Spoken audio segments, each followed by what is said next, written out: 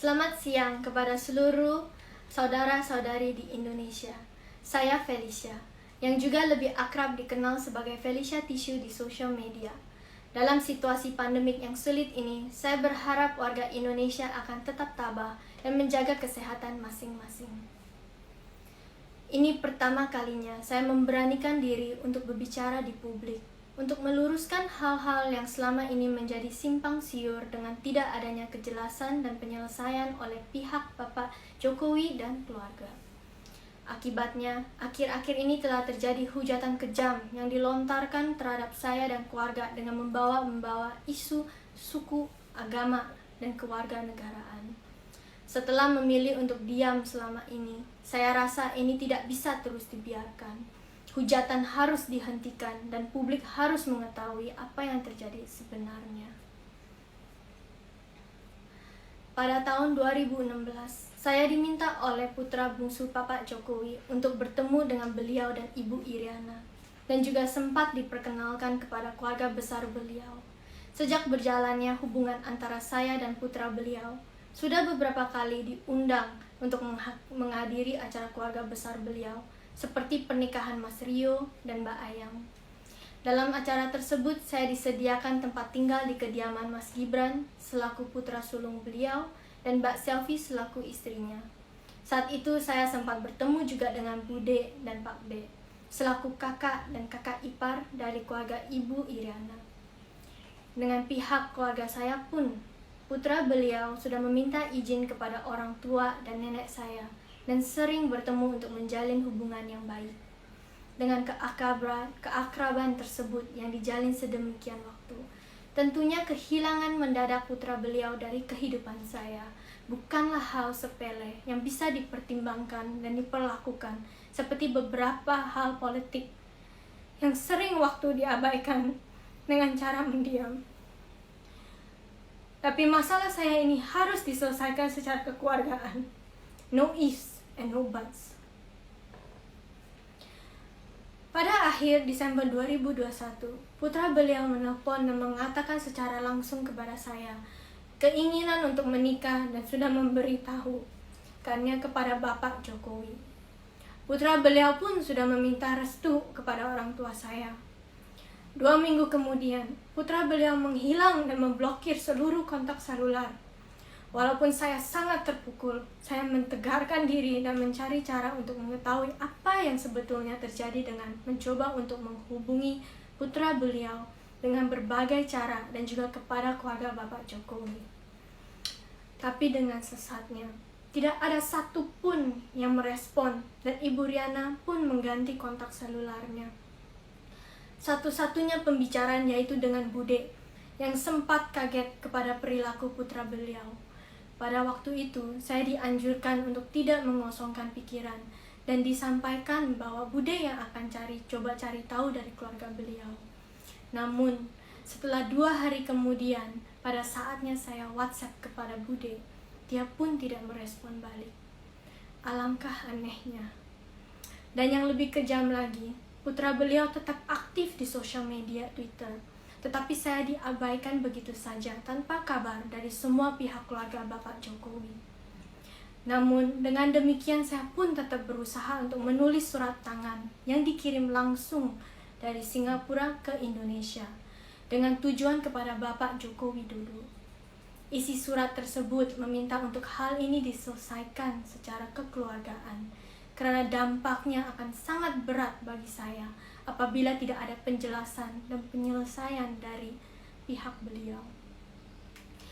Sebagai wanita sederhana, saya tidak ingin kehidupan pribadi saya menjadi konsumsi media, apalagi ditambahi oleh hujatan-hujatan yang seharusnya tidak terjadi. Namun, sayangnya surat itu pun tidak direspon. Dengan situasi tersebut, saya tetap memilih untuk diam tanpa memberitakan apapun ke media. Walaupun banyaknya media-media yang coba untuk mencari tahu, saya tetap berharap ada etika yang baik dari pihak keluarga beliau untuk menyelesaikannya secara kekeluargaan. Tetapi di saat putra beliau menghilangkan semua foto-fotonya di halaman Instagramnya, berita mulai muncul. Nenek saya yang sudah berusia 84 tahun menelpon untuk bertanya. Namun saya hanya bisa menyampaikan, belum tahu Ama, tapi jangan khawatir ya. Karena saya mengkhawatirkan kesehatannya. Tetapi nenek saya tetap menempuh perjalanan ke Istana Bogor untuk mempertanyakan ada apa sebetulnya dengan putra beliau. Sayangnya, perjalanan itu sia-sia. Dinding istana begitu tebal dan tidak ada seorang pun yang menjawab pertanyaan nenek saya. Akhirnya, badai tidak bisa lagi terbendung. Pada tanggal 7 Maret 2021, 2 hari sebelum perayaan ulang tahun saya, saat media online mengungkapkan foto kebersamaan putra beliau dengan sosok wanita yang saya kenal sebagai karyawan perusahaannya. Mulai saat itu, foto-foto mesranya mulai beredar luas di media online, dipertontonkan kepada publik. Disitulah ibu saya merasakan dengan pedihnya bahwa anak putri satu-satunya telah dikhianati oleh putra beliau, dan perilaku kejitnya diperbolehkan oleh beliau sendiri dan keluarga. In all honesty, it was an immense blow for me and of course my parents who saw me in distress and confusion. They could not bear to see me treated with such unfairness. Dan makanya ibu saya yang pertama mengutarakannya melalui Instagram pribadinya. Niatnya bukan untuk memperkeruh, tetapi karena tidak ada jalan lain lagi. Satu-satunya adalah menyampaikan perasaan hati dalamnya bahwa putrinya telah diperlakukan secara tidak wajar. 5 tahun hubungan saya dengan putra beliau bukanlah waktu yang singkat. Saya sangat terpukul dan tidak bisa berkata apapun. Namun, saya beruntung karena ada ibu dan kakak saya yang mewakili saya, dan keluarga besar yang menguatkan saya. Beberapa bulan sudah berlalu, dan saya berusaha untuk membangkitkan diri dan menjalankan hidup baru saya ini. However, under the scrutiny of the public eyes, dan dengan tidak adanya etika baik dari Bapak Jokowi dan keluarga,